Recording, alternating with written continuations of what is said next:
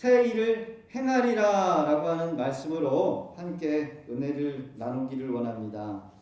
2020년도 12월 마지막 달을 우리가 보내고 있어요. 엊그저께가 1월달 같았는데 벌써 12월 마지막 달입니다. 올해 2020년 1월달, 여러분 지금까지 오시면서 가장 기억에 남는 것이 있다라고 한다면 여러분 어떤 것이 있으십니까? 저는 이렇게 되돌아보니까 올해 성전 건축하면서 정신이 없이 보냈다는 것, 그게 기억이 났고요. 또 가장 사랑하는 아버지를 소천해서 잃어서 그것이 또 기억이 남고, 그리고 또 큰 행사가 있었는데 저희 큰딸 사랑이가 대학 입시에 벌써 합격이 하나가 돼가지고 기다리고 있다는 거, 그것이 저의 가장 큰 기억인 것 같습니다. 슬픈 일, 기쁜 일, 후회될 일, 성취한 일, 아직까지 마무리되지 못한 일들이 아마 산재에 계실 것 같아요. 슬픈 일이라고 한다면 사람에게 있어서 아마 헤어지는 일이 아닐까, 그렇죠? 헤어지는 일, 만나면 헤어지고 헤어지면 또 새로운 사람을 만나는 것, 어떻게 여러분 공감이 되십니까? 올해도 여러분 헤어지기도 하시고 또 새로운 만남을 가지신 분들도 계실 것 같아요. 기쁜 일은 아마 회사에 다니신 분들이라고 한다면 월급이 올랐을 때, 보너스를 받았을 때, 또 진급할 때 아마 기쁜 일이 될 것 같아요. 또 새 생명이 탄생해가지고 아기를 가질 때, 아기를 얻었을 때 여러분 기쁘지요? 또 처녀총각은 일생일대의 운명의 사람을 만날 때 여러분 그때 기쁘대요. 또 혹시 모르지만 혹시 로또 복권 당첨되신 분들 계십니까? 돈이 생겼을 때 기쁘다라는 겁니다. 그래요. 어떤 분은 새로 산 집을 입주를 했는데 사자마자 아파트 값이 확 뛰어가지고 야 이게 웬 떡이냐 하시는 분들도 있고, 또 어떤 분은 헌차를 팔고 새 차를 사서 기쁘신 분들도 계실 것입니다. 후회될 일은 어떤 일이 있을까? 성급하게 물건을 샀는데 나중에 알고 보니까 더 많은 돈을 주고 샀다라는 거, 여러분 속쓰리지요? 하지 말을 해가지고 관계가 깨어진 일들, 좀 더 기다렸다가 시작했어야 되는데 너무 뒤도 개입도 하지 않고 성급하게 일을 추진했다가 후회하는 경우도 있다라는 겁니다. 2020년 1월 올해 꼭 계획한 일을 이루고 말겠다 이렇게 계획하신 분들도 계시는데 지금까지 이루지 못한 일들도 있으실 거예요. 아마 우리 아내분들은 올 한 해 딱 결심하는 것도 있을 거예요. 올해는 내가 꼭 다이어트를 하겠다. 꼭 뱃살을 빼고 말아야 되겠다. 그런데도 불구하고 뱃살이 안 빠지고 더 배로 드신 분들도 계실 것 같아요. 여러분 다음에 다시 한번 도전해 보실 수 있기를 바랍니다. 이것저것 생각하고 계획하고 노력했지만 이룬 것도 있을 수도 있고 또 이루지 못하는, 더 나아가 후회될 일들, 실수한 것들이 많이 있을 것입니다. 그런데 사람들은요 대부분 행복한 것보다, 좋은 것보다는 상처와 후회, 이런 것들을 되게 되뇌세이면서 우울해한다는 겁니다. 우리나라 연말이 되면 사람들이 모임을 갖지요. 연말 모임, 그걸 뭐라고 해야 합니까? 바로 송년회라고 합니다. 송년회. 그런데 송년회라고 하는 이 명칭보다는 사람들이 하는 명칭, 바로 망년회랍니다. 망년회. 저는 망년회가 뭐였더니 망한 사람들만 모이는 줄 알았어요. 그래서 망년회인 줄 알았는데 그게 아니라 여기서의 망은 이질망이라고 합니다. 이질망. 오늘 우리가 예배를 드리면서 과거에 우리가 실패했던 것, 아니면 상처를 줬던 것들, 또 하지 말아야 될 것들, 여러분 이런 것들을 후회하기보다는 그런 것들을 과감하게 잃어버리고 새롭게 새해를 맞이할 수 있는 그런 은혜가 있어야 될 줄로 믿습니다. 그런데 우리는 잊어야 될 것은 잊지 않고 잊지 말아야 될 것을 쉽게 잃어버리는 것이 너무나 많다는 겁니다. 잊지 말아야 될 것, 잊지 말아야 될 것 잘 분별해도 아마 우리는 우리의 인생이 행복해지지 않을까. 성도들은 구원받은 자로 영적 생활함에 있어서 과거의 삶, 그것을 계속 붙잡고 되새기면서 살면 안 된다는 거죠. 왜냐? 우리가 받은 사명, 이 사명에 방해가 되는 것이 있다라고 한다면 과감하게 다 잊어버리고 앞으로 전진해야 될 줄로 믿습니다. 오늘 한 해를 마무리하는 마지막 12월달 더 행복한 날을 우리가 달려가기 위해서 잊어야 될 것을 오늘 본문이 주는 말씀을 통해서 함께 상고해 보기를 원합니다. 오늘 말씀 이사야 43장 18절 잊어버리랍니다. 근데 무엇을 잊어버려야 될까? 잊어야 하는데 잊혀지지 않는 것이 무엇이 될까? 그러게 여러분 주시는 말씀을 깊이 우리 삶에 적용하면서 몇 가지 한번 살펴보기를 원해요. 같이 한번 읽어보겠습니다. 시작. 너희는 이전 일을 기억하지 말며 옛날 일을 생각하지 마라. 그래요. 이전 일을 기억하지 말며 옛 일을 생각하지 말라고 권면합니다. 우리가 과거 이 실패를 거울 삼아 가지고 새로운 새 출발하는 것은 아주 좋은 일입니다. 그러나 돌이킬 수 없는 거, 생각해도 안 되는 거, 그런 거는 과감하게 빨리 잊어버리고 떨쳐버려야 돼요. 하나님은 우리의 죄와 허물들을 회개하기만 하면 성경에 기록된 약속들처럼 절대로 기억하지 아니하신다라고 말씀하고 계십니다. 그럼에도 불구하고 우리는 지난 과거에 하나님 앞에 온전치 못했던 거 회개하고도 또 까먹어. 그래서 그것을 다시 묵상해가지고 꺼내가지고 다시 짐을 지고 살아갈 때가 있다는 겁니다. 내가 믿지 못하고 의심함으로써 그 일을 끝까지 생각하고 얽매있다라고 한다면 그것은 신앙이 아니라, 그것은 믿음이 아니라, 그것은 하나님이 기뻐하실 일이 아니라는 겁니다. 오늘 말씀 이렇게 위로를 하고 있죠. 같이 읽어볼까요? 시작. 형제들아, 나는 아직 내가 잡은 줄로 여기지 아니하고 오직 한 일, 즉 뒤에 있는 것은 잊어버리고 앞에 있는 것을 잡으려고 표대를 향하여 그리스도 예수 안에서 하나님이 위에서 부르신 부름의 상을 위하여 쫓아가노라. 아멘. 바울 사도는 옛날에 내가 잘했던 거, 내가 실패했던 거, 크게 사고 쳤던 거, 그런 거 다 잊어버리라고 권면을 해요. 실패한 거 여러분 자꾸 붙들고 늘어지면 결국 우리 앞에의 미래, 현재 성공할 일들에 대해서 시간 낭비밖에 안 된다는 겁니다. 그러게 여러분 실패한 것을 후회하고 미련을 필요가 없이 여러분 과감하게 떨치실 수 있기를 부탁드려요.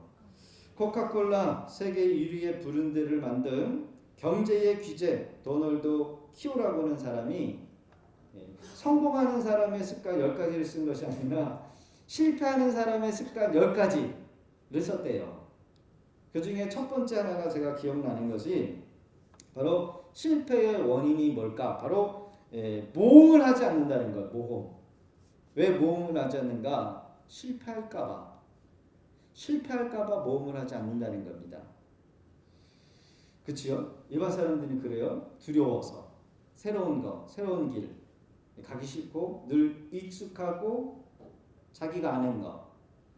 그러게 오히려 도널드 키오라고 하는 사람은 모험을 하지 않으면 실패한다는 거예요. 맞는 말입니까? 모험을 하지 말아야지 실패를 안 하는 건데. 그러니까 결국 여러분 실패를 자주 한 사람은 성공에 가까울 수 있다는 겁니다. 그러니까 모험을 하는 사람만이 반드시 성공한다는 거예요. 모험을 하다가 실패한 것을 경험으로 딛고 일었을 때 위대한 일을 할 수 있다는 겁니다. 저희 교회가 개척교회에 머물러서 개척교회에 자꾸 상가만 있었다라고 한다면 결국 개척교회는 머물지 못해요. 그러나 믿음으로 도전하고 할 수 있다, 해보자 라고 도전을 하니까 지금까지 온 것 같습니다. 그렇습니다. 누가복음 9장 26절의 기록을 보면 예수님께서 손에 쟁기를 잡고 뒤를 돌아다보는 자는 하나님 나라의 사명을 감당하지 못한 그런 자다라고 말씀을 하고 계셔요. 쟁기, 여러분 쟁기질 해보셨나요? 저는 어렸을 때 외삼촌이 소를 매가지고 쟁기질을 하는 걸 봤습니다. 근데 저걸 한번 해보래요. 그래도 했더니 이게 삐뚤빼뚤. 그리고 갑자기 소가 막 다른 데로 도망가 버려. 근데 쟁기질을 할 때 앞을 봐야 되는데 앞을 딱 보고 가야 되는데 뒤를 보면은 이게 삐뚤빼뚤할 수밖에 없다라는 겁니다. 올 한 해 나의 삶에 혹시 잘못 살았다, 실패했다, 여러분 이렇게 생각하시는 분들도 계시고, 아니면 한 부분, 일부분에 내가 원하는 대로 계획대로 되지 못했어 라고 여러분 밀어두지 마시고, 여러분 남은 날을 위하여 다 잊어버리시고 새롭게 시작할 수 있는 새해가 되실 수 있기를 부탁드립니다. 이사야서의 전후의 문맥을 보면 특정한 단어, 이름이 나오는데 이스라엘, 야곱이라고 하는 이름이 나와요. 이 이름이 계속해서 반복되어지는 이유는 이전에 부끄러웠던 과거 수치, 그런 역사를 가진 하나님의 모습을 대면하는 대표적인 이름이 바로 야곱입니다.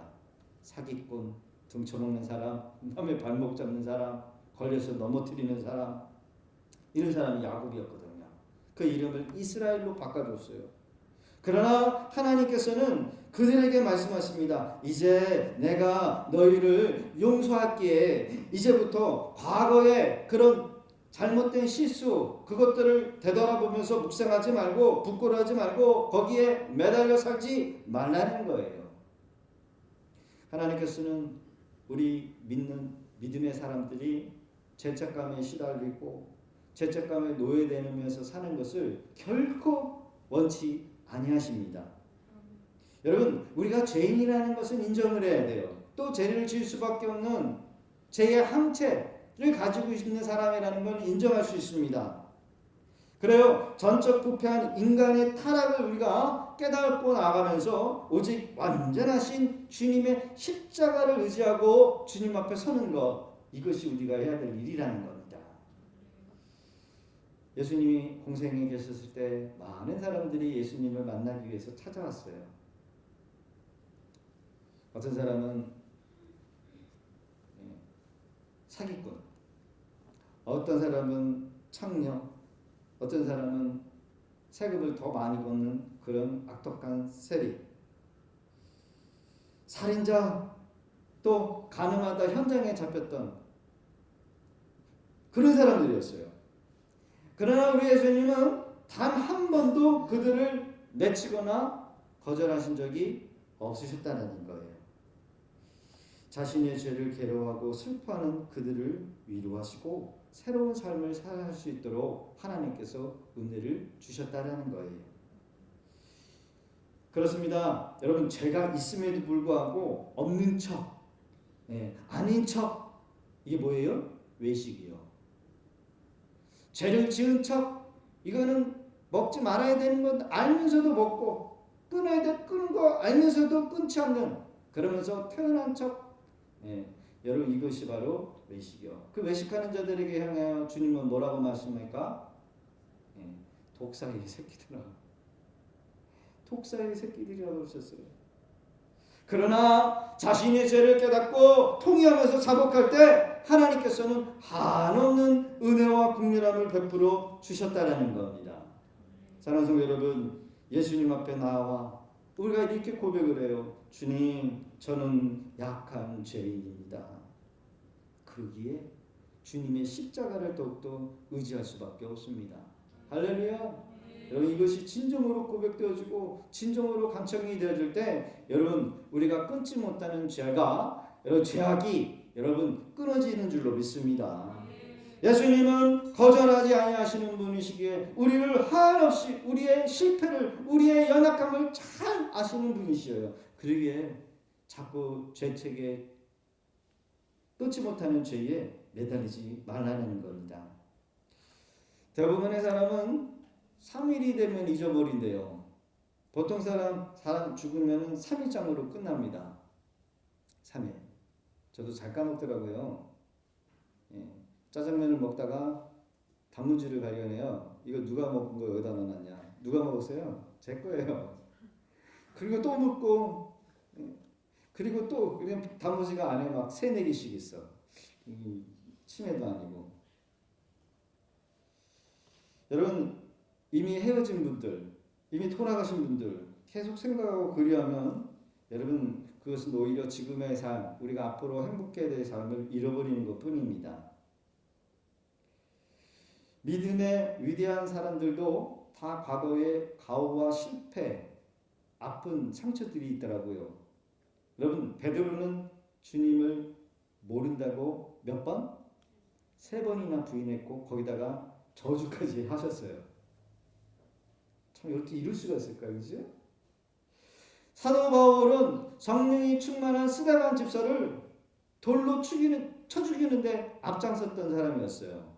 아마 바울 사도는 아마 사역을 하면서도 가끔 자기 주도로 했던 이 스데반 집사가 생각나지 않으셨을까? 여러분, 아브라함은 어떤 사람이었습니까? 자기가 살기 위해서 자기 아내를 2번씩이나 누이라고 속였어요. 그리고 그 아들 이삭도 자신의 아내를 누이라고 속인 적이 있어요. 부끄러운 거지? 야곱은 하나님의 장자권을 얻기 위해서 형 에서를 속이고 아버지 이삭을 속였어요. 완벽하게 속이는 사람이었어요. 모세는 이집트의 감독관을 쳐 죽여가지고 모래사장에 묻어버렸어요. 그치요? 살인자였어요. 다윗은 어떤 사람이었습니까? 충신이었던 우리아를, 그리고 그 충신이었던 우리아의 아내를 취했어요. 그리고 최전방 선봉에 이 우리아 장군을 보내가지고 의도적으로 죽게 살인자였어요. 그러나 그들은 과거에 매여 살지 않았다는 겁니다. 여러분, 마귀는요, 우리로 하여금 과거의 상처, 과거의 아픔, 실패했던 것, 죄책을 자꾸 집어넣어가지고 과거의 그림자 안에 우리를 가둬놓으려고 한다는 겁니다. 야, 너 같은 놈이 어떻게 교회 나가서 찬양을 부르고, 내 같은 놈이 어떻게 교회 가서 봉사를 하고 앉아있냐? 야, 찬양이 나오냐? 이렇게 우리에게 죄책을 불어다 준다는 거예요. 여러분, 예수의 이름으로 분별하시고 대적하실 수 있기를 바랍니다. 심리학자 사무엘 존슨이라고 하는 사람은 사람이 살아가면서 무슨 생각을 하는가 이것을 조사했대요.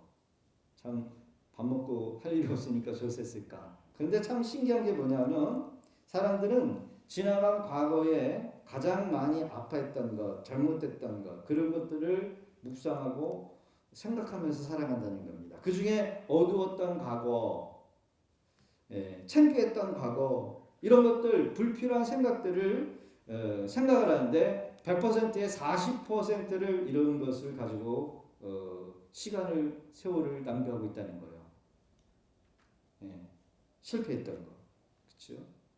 그것이 어떤 사람에게는 결혼이 될 수 있고, 그 어떤 사람에게는 잘못된 부끄러운 만남이 될 수 있고, 또 사업이 될 수 있고, 또 도박에 빠져가지고 재산을 날리고 나만 날리는 게 아니라 주변에 있는 사람들까지 같이 피해를 주고, 보증을 잘못 써가지고 완전히 그냥 패가 망신해버리는, 거기에 매달려 산다는 겁니다. 그리고 30%는 가능성이 없는 허무한 생각, 공상, 그런 것들을 생각하면서 산다는 거예요. 공상. 가끔 그런 생각하잖아요.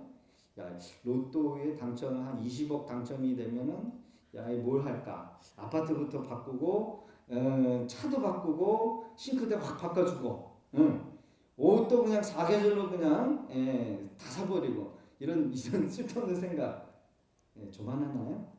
여러분도 하시지요? 이런 것들. 또 12%가 남의 말 때문에 상처 주고 상처 줬던 말들, 받았던 것, 그런 것을 흥분하고 그것에 가슴 아파하면서 삶을 보낸다는 겁니다.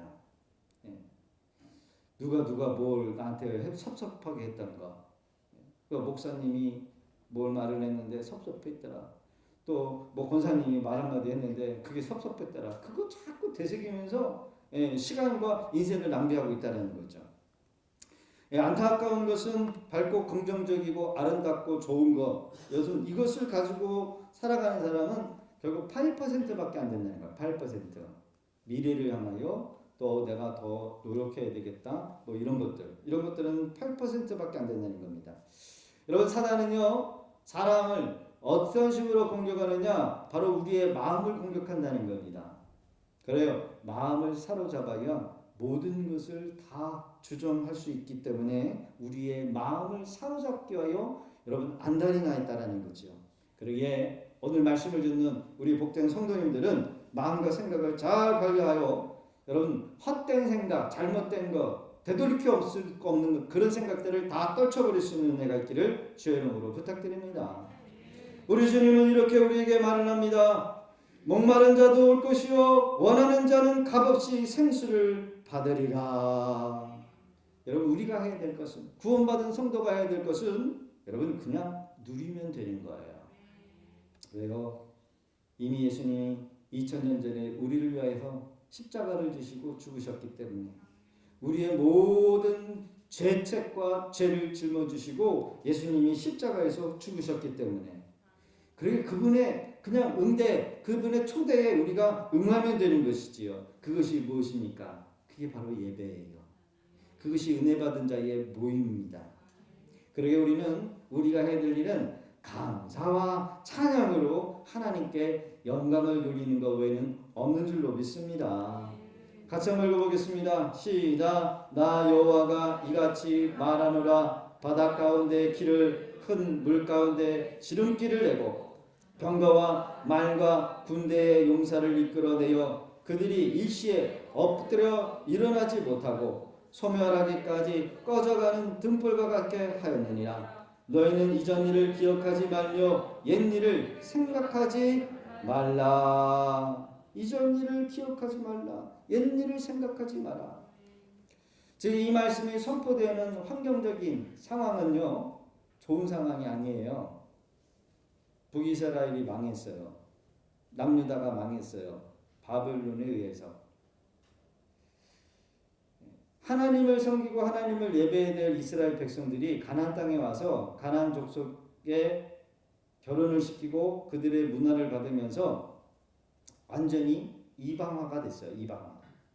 그래서 하나님이 약속하신 대로 그 땅에 살지 못하고 결국 바벨론이라고 하는 나라를 하나님이 세우셔가지고 포로로 다 잡아 끌고 갔다라는 겁니다. 그러니까 우리나라 뭐예요? 일제시대를 생각하시면 돼요. 일제시대. 다 끌려갔어요. 왕도 없고 귀족들도 없고 살던 토종도 다 황폐하게 되었어요. 한마디로 자신들이 예배했던 그 예배의 예루살렘이 완전히 함락되어가지고 온데간도 없는 그런 환경 가운데 바벨론의 포로 생활하고 있는 그 후세들에게 이사야 선지자가 선포하고 있는 겁니다. 이전 일을 기억하지 마. 출애굽을 시켜가지고 그 능력의 손으로 홍해를 건너고 광야에 40년 동안 입히고 먹이고 반석을 쳐서 물을 내시는 그 만나를 주셨던 그 능력의 하나님만을 너희들이 자꾸 생각하지 말라는 겁니다. 이전 역사하던 하나님의 방법을 기대하지 말라라고 말씀하고 계셔요. 과거에 하셨던 것처럼 지금 우리를 이 고통과 학대에서 이 억울함에서 건져내실 하나님이실까라고 과거만 바라보면서 뭐예요? 낙심하지 말라는 겁니다. 여러분 하나님이 어떻게 출애굽을 하셨습니까? 물이 다시 병거를 홍해를 건널 때 애굽의 전차 부대를 하나님이 뒤엎으셨을 때 여러분 홍해를 가른다라고 하는 것도 엄청난 에너지랍니다. 엄청난 에너지래요. 감히 어떤 인간도 흉내낼 수 없는. 그런데 그 뒤에 전차 부대를 하나님께서 다시 완전히 다 수정시켜버리는 것. 여러분 하나님의 능력이죠. 하나님께서는 오늘 우리에게도 너희는 이전 일을 기억하지 말라. 옛 일을 생각하지 말라. 이제 조금 있으면 너희들을 학대했던 그 바벨론, 그 지배자들 바벨론 나라를 완전히 패망시키시고 하나님이 이스라엘 백성들을 애굽에서 출애굽시키듯이 바벨론의 포로에서 너희들을 구원하실 것을 기대하라는 거예요. 그냥 뭐예요? 하나님이 더 큰 일을 계획하고 계시다라는 거죠. 이전에 행했던 하나님, 그냥 야 우리 지금 이렇게 고통받고 있는데 지난 과거에 하나님 어디 계시는 걸까? 지금 하나님 뭐 하고 계시는 걸까? 성경에 기록되는 하나님으로만 끝나는 걸까? 여러분, 백성들이 앞으로 경험하게 될 새 일은 너무나 크기 때문에 출애굽의 때 하나님께서 이스라엘 백성들에게 베풀어졌던 그 구원의 일조차를 너희들은 잊어버리고 앞으로 너에게 더 큰 일을 행하실 그 하나님을 기대하라는 겁니다. 우리가 과거에 다녔던 교회, 또 어떤 분은 그렇더라고요. 자기가 처음 만났던 그 은혜 받은 그 교회, 은혜 받은 그 장소를 잊지 못하는 그런 분들이 계세요. 과거에 함께 섬겼던 일꾼들조차도 여러분 잊어버리시기를 바랍니다. 왜요? 하나님이 지금 앞으로 우리 이 믿음의 교회를 통해서 이 자리를 통해서 더 큰 일들을 계획하고 계시는 줄로 믿습니다. 그러게 하나님은 말씀하십니다. 보라, 내가 새 일을 행할 것이다. 하나님의 초대는 언제나 놀라운 이벤트가 있더라고요. 이벤트. 네. 그걸 뭐라 그래요? 서프라이즈. 서프라이즈 이벤트. 오늘 말씀에 보라, 내가 새 일을 행하리라. 하나님의 새로운 일들은 놀라운 일입니다. 우리가 상상하지 못할 일들이에요. 우리가 생각할 수 없는 일들이에요. 그러나 반드시 내가 광야에 샘물을 길을 홍해에 길을 내듯이 하나님이 그렇게 말씀하며 선포하고 계시다는 겁니다. 여러분, 애굽 사람들이 이스라엘 백성들이 애굽에서 나와서 광야에서 40년을 버틸 수 있었던 것은 그들에게 능력이 있는 것이 아니라 누구의 능력? 하나님의 능력. 그런데 다시 이 이사야 선지자를 통해서 이 불가능한 일을 오늘을 살고 있는 저와 여러분들에게 행하시겠다라고 말씀하고 계셔요. 사람의 눈에는 안 보이고 측량할 수 없는 하나님의 계획. 사람의 눈에는 사막이 그저 죽음의 사막이요, 죽음의 장소요, 소망 없는 곳이지만 우리 하나님이 함께 하시고 하나님이 하시겠다라고 한다면 여러분, 그것이 사막이든 홍해든 바다든 태평양이든 여러분 불가능한 일이 여러분 가능한 일로 바뀌어지는 줄로 믿습니다. 그러게 오늘 이 말씀은 불가능한 일이 있느냐? 네 눈에는 불가능한 것처럼 보이느냐? 내가 반드시 이룰 것이다. 이렇게 선포하고 계시고요. 제가 어릴 적에는 개미를 그렇게 많이 죽였어요. 개미를 눌러 죽이고 불러 죽이고 눌러 죽이고 개미굴을 다 파헤쳐가지고 그냥 전멸을 시켰어요. 그래서 저한테 죽은 개미가 어마어마할 거예요. 그런데요, 지금은요 개미 한 마리도 못 죽여요. 근데 어릴 적 기억을 보니까 이 개미가 다니는 굴에 파리를 뜯어가지고 파리 날개를 뜯어가지고 산채로 개미한테 주면 개미들이 어떻게 알고 달려 들어와가지고 그 개미를 개미굴로 끌고 가더라고요. 개미는요 자신의 몸무게의 30배를 든답니다. 30배. 엄청난 거죠? 30배를 끌 수 있는 힘이 있대요. 한날은요 개미가 이게 큰 빵 조각을 이렇게 뜯는 것을 봤어요. 달려들어가지고 빵을 다 조각조각 가지고 이렇게 개미굴로 끌고 가더라고요. 그래서 제가 많이 힘들겠다. 하루 종일 이 빵 이거 쪼개가지고 끌고 가려면 힘들겠네. 그래가지고 제가 이 개미 뭉쳐 있는 빵을 어디까지? 개미굴까지 딱 갖다 놨어요. 여러분, 개미들에게는 무슨 일이에요? 기적인겨. 기적이다. 기적이야, 기적이에요. 그렇죠? 갑자기 이게 웬일이야? 갑자기 이게 웬 기적이야? 그러나 여러분, 사람의 입장으로는 여러분 그게 기적입니까? 아니죠. 그저 친절한 마음의 표현일 뿐이에요. 여러분 우리에게 기적은 하나님에게 여러분 기적이 될까요? 아닙니다. 하나님에게는 자연스러운 사랑의 표현일 수밖에 없다는 겁니다. 그분의 사랑의 표현뿐이에요. 하나님께서는 그 사랑하는 자녀들을 위하여 언제나 새롭고 놀라운 일들을 준비하고 계시다라는 것. 이미 하나님께서는 과거에 길 없는 홍해 바닷가에 길을 냈어요. 아무도 예상하지 못했던 그 광야에 하나님이 만나를 주셨고 반석을 쳐서 물이 나오게 하셨고, 그렇죠? 여러분 홍해 바다는 이스라엘 백성들에게 죽음이요, 절망이요. 뒤에는 애굽의 군대가 쫓아와요. 여러분 우리의 삶에 홍해 같은 절망스러운 일들이 얼마나 많습니까? 이번에 코로나 바이러스에 뻥 터지면서 새로 시작했던 사업장에 다 마비가 돼가지고 돈이 안 들어가지고 집에 돈이 똑 떨어져가지고 절망하고 걱정하고 그럴 일이 얼마나 많았습니까? 그러나 하나님은 그곳에서도 지름길을 만드셨다는 거예요. 지름길. 홍해 바닷속에 길을 만드셔서 이스라엘 백성들을 안전하게 건너게 하셨다는 거. 우리의 인생에 우리가 도저히 감당할 수 없는 사건과 사고, 불치의 병이 들면은요, 우리도 생각하기를 이렇게 생각을 해요. 아니 성경에나 기적이 일어나지 내 삶에 기적이 일어날까?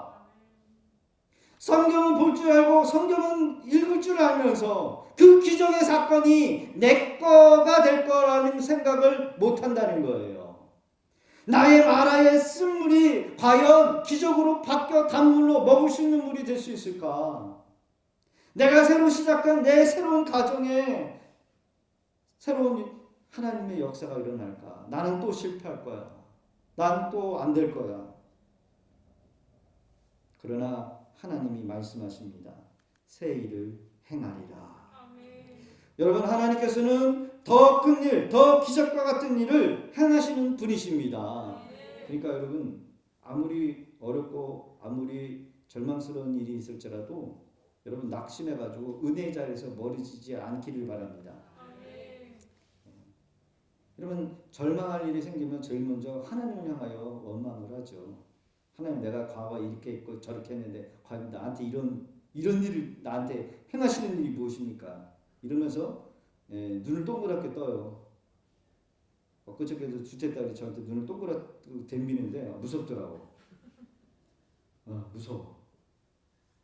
자기가 잘못한 거 생각하는 거. 근데 우리가 하나님을 향하여 내 뜻대로 안 되고 내 계획대로 안 된다고 해가지고 눈을 사실을 뜨고 하나님을 따라간다라고 한다면 여러분 이제 우리의 인생의 광야에 길이 없는 곳 그곳에 하나님이 길을 내십니다. 물이 한 방울 없는 사막에 강물이 흐르게 했다라고 주님이 말씀하십니다. 바다 가운데 길을 내셨듯이 그런 능력으로 우리의 인생에 하나님께서 길을 내시는 것입니다. 여러분 하나님께서는요 아무리 메마른 강이라 할지라도 아무리 메마른 사막이라 한다 할지라도 여러분 하나님이 물을 내시겠다면 내시는 거예요. 그러기에 우리의 인생에 목마름이 될지라도 하나님 앞에 나와 부르짖고 하나님을 의지하고 하나님을 찾는 자에게는 하나님께서는 한없는 은혜와 국률함으로 우리를 인도하시는 줄로 믿습니다. 고아의 아버지라고 하는 조지 빌러, 우리 한국의 5만 번 기도 응답이라고 하는 책으로 아주 유명한 목사님이십니다. 독일 사람이지만 영국에 건너가서 가장 시대적으로 어려웠던 그 당시에 영국의 고아 아이들을 살폈던 목회자, 선교사. 근데 그의 어릴 적을 보니까 거짓말쟁이, 또 도둑질과 도박에 아주 그냥 상상할 수 없는 그런 불량 청소년이었다 합니다. 소망이 없는 그런 아이였대요. 그러다가 어느 날 집회, 기도 모임을 가게 됐는데 거기서 하나님의 말씀으로 그가 꼬꾸라짐을 경험하게 됩니다. 그것은 바로 요한복음 3장 16절이었어요. 하나님이 세상을 이처럼 사랑하사 독생자를 주셨으니 이는 그를 믿는 자마다 멸망치 않고 영생을 얻게 하려 하심이니라. 자기는 나쁜 짓을 하면서 나는 이렇게 살다가 나쁜 곳에 가겠지. 대부분의 사람들이 그런 마음을 갖는 데잖아요. 그렇죠? 그러면요 더 마음이 강팍해져 가지고요 더 열심히 못된 짓 나쁜 짓을 한대요. 항상 죄책을 가지고 살면서 죄의 무게감을 살면서도 그것을 잊고자 더 못된 짓, 더 나쁜 짓을 하는 것이 범죄자들의 심리라는 겁니다. 그런 무거운 마음을 갖고 있었을 때에 그가 하나님의 이 말씀을 들어요. 누구든지 예수님을 믿기만 하면 구원을 받고 죄용서를 받고 하나님의 자녀가 될 수 있다라고 하는 이 사실, 주님의 음성에 충격을 받고 그가 그 자리에서 회심을 하게 됩니다. 그리고 자기와 같은 죄인들을 위해서 하나님 이 독생자 아들을 아낌없이 주셨다라고 하는 이 놀라운 복음을 그가 전하기로 결정을 한 거지요. 이제 목표가 생긴 겁니다. 사막과 같은 자신의 인생, 황무와 같은 자신의 인생 가운데 샘물이 터진 거예요. 목표가 생긴 겁니다. 결국 그를 통해서 수많은 고아와 가부들이 여러분 살아날 수 있었다는 거예요. 사막의 강물이 흐르게 된 겁니다. 여러분 사막의 강물이 흐르면 어때요? 제일 먼저 어떤 일이 있냐면 주변에 풀이 생기고 나무가 생기고 동물들이 거처하는 그런 곳이 되는 거예요. 우리의 인생에 아무리 광야 같은 인생이라 한다 할지라도 여러분 하나님의 은혜가 있는 사람에게는요 여러분 사람들이 달라붙게 되는 줄로 믿습니다. 실력이 없고 몇 번 못 배웠다라고 한다 할지라도 나는 능력이 없고 실패하다라고 할지라도요 여러분 우리가 은혜 받으면요 제일 먼저 세상 사람들이 저 사람 은혜 받은지를 알아요. 옛날엔 강팍한 사람이고 자유계밖에 모르고 쌀쌀했던 사람이고 얼굴도 그냥 범죄자처럼 맨날 그러고 다니는 사람이 은혜 한번 받고 나면은 여러분 같이 있고 싶고 나누고 싶고 뭔가 주고 싶고 여러분 그게 은혜의 사람이요. 그런 은혜의 사람이 저와 여러분인 줄로 믿습니다. 그러기에 지금 나의 삶에 낙심할 일이 있다라고 포기할 일이 생겼다 할지라도 여러분 주님이 우리와 동행하고 있음을 믿으실 수 있기를 바랍니다. 하나님께서 우리 각자에게 향한 기대를 여러분 놓치지 마실 수 있기를 바랍니다. 왜요? 우리 주님이 새 일을 행하신다라고 말씀하셨기 때문에. 할렐루야. 우리 옆에 있는 지체에게 눈빛으로 하나님이 나를 향한 새 일을 계획하셨대. 시작. 불가능한 일을 행하시고 안 될 것 같은 상황을 바꾸시는 하나님. 할렐루야. 저는 교회를 건축하면서 그거를 봤어요. 정말 불가능해요. 우리 교회 성도 인원 가지고 그리고 우리 교회 재정 가지고 교회를 땅도 사지 못하고 계약도 못하는데 불가능한 건데 불가능한 게 어떻게 됐어? 그렇죠?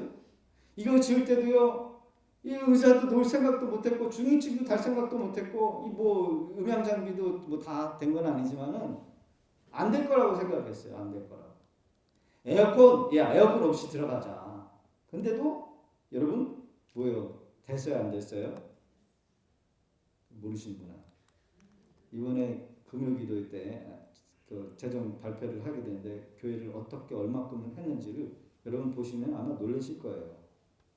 같이 한번 읽어보겠습니다. 시작. 장차 들짐승 곧 승냥이와 타조도 나를 존경할 것은 내가 광야의 물을 사막의 강물들을 내어 내 백성 내가 택한 자들에게 마시게 할 것입니다. 아멘. 기적을 통해서 들짐승 승냥이 타조도 기적을 경험하게 되는데 그들이 그것을 마시고 하나님께 영광을 돌리도록 하게 하신다는 거예요. 믿음의 사람을 통해서 내 주변 사람들이 하나님의 살아계심을 경험하게 될 줄로 믿습니다. 그런 하나님을 믿고 경험하는 복된 저와 여러분 되실 수 있기를 주의 이름으로 축원합니다. 결국 하나님께서는 당신의 은혜를 당신의 축복을 경험한 자들에게는 찬송할 수밖에 없도록 하나님이 하게 하신다는 거예요. 찬송하게. 21절 같이 한번 읽어볼까요? 시작. 이 백성은 내가 나를 위하여 지었나니 나를 찬송하게 하려 함이니라. 아멘. 하나님께서는 이 백성을 내가 지었다라고 해요. 내가 지었다. 지어진 목적이 뭐냐면 나를 찬송하도록. 하나님이 우리를 창조하신 목적, 하나님이 우리를 구원하신 목적, 그것은 당신의 영광을 받기 위하여, 당신의 영광을 위하여 하나님을 찬송하게 하기 위함이라는 겁니다. 우리를 억지로 찬양하도록 지어도록 잡아두신 것이 아니라, 여러분 찬양이 나올 수밖에 없는 그런 행복한 일, 복된 일, 은혜로운 일, 그런 일들을 우리에게 주시겠다라는 거예요. 여러분 우리가 우리의 입으로 고백하는 것이 얼마나 귀한 것입니까? 그렇지요? 하나님은 그렇게 하도록 만드시겠다는 거예요. 우리를 통해서 하나님을 부인하고 하나님을 거부하고 하나님의 뜻대로 거부하는, 하나님의 뜻을 거부하는 그런 자들에게 우리를 통하여 하나님의 살아계심을 증거하도록 하게 하셨다는 거. 그러니까 여러분 우리는 매일매일 찬양이 입에서 흘러나와야 돼요. 건강학자들의 연구 보고서를 보니까 이 찬양하는 사람과 찬양하지 않는 일반 사람들의 수명이 다르다는 거예요. 찬양을 많이 하는 사람들이 더 오래 살고 건강하다는 거. 그런 연구 결과가 발표가 됐어요. 저희 교회에 찬양하기 전에 성도님들을 보면요, 맨날 아팠던 분들이 계셨는데 찬양, 이 마이크를 잡고 찬양하는 분 지금까지 안 아프시고 쌩쌩하신 분들이 계시더라고요. 할렐루야. 그리고 하나님의 백성은 하나님을 찬송할 수밖에 없습니다. 지어진 목적, 그분을 기쁘시게 하고 그분을 영화롭게 하기 때문에 원망하고 불평하는 사람은 찬양할 수 없습니다. 믿음이 없으면 찬양할 수 없어요. 시험이 들면 찬양이 나오지 않아요. 그렇지요? 시험 들면 찬양이 안 나와요. 찬양하고 싶은 생각도 없고 찬양의 자리에 나오고 싶지도 않고 예배드리고 싶지도 않아요. 그렇죠? 예. 시험 들어서. 그러니까 여러분 시험 들면은요 은혜 자리에서 멀어지는 게 당연한 거예요. 그러나 여러분 찬양은 근심, 걱정, 염려, 낙심, 불만, 마귀의 시험을 물리칠 수 있는 능력이 있는 줄로 믿습니다. 그러니까 여러분 시험이 들 때라도 우리는 은혜 자리를 지키는 게 중요하고요. 찬양하는 게 중요한 거예요. 그런 저와 여러분 되시기를 주의 이름으로 축복합니다. 세상 노래 따라가지 말고요. 세상 뽕짝 노래 그거 가사 읊으면서 여러분 즐거워하지 마시고 하나님의 자녀는 하나님을 찬양하는 일을 위해서 살아가는 거예요. 그런 저와 여러분 되시기를 주의 이름으로 축원합니다. 말씀의 결론입니다. 하나님은 우리를 향한 기대가 있고요. 새로운 계획이 있다는 사실. 여러분 하나님이 새 일을 행하실 것을 여러분 기대하고 계십니까?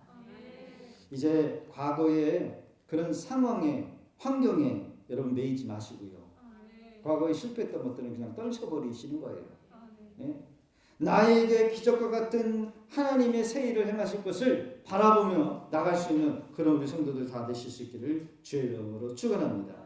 하나님의 놀라운 능력과 은혜가 새로운 일을 행하실 그 계획이 여러분 2021년도에도 계획하고 계시다는 것을 바라보면서 믿음으로 승리하는 복된 우리 성도들 다 되어주실 수 있기를 주의 이름으로 축복합니다. 기도하겠습니다.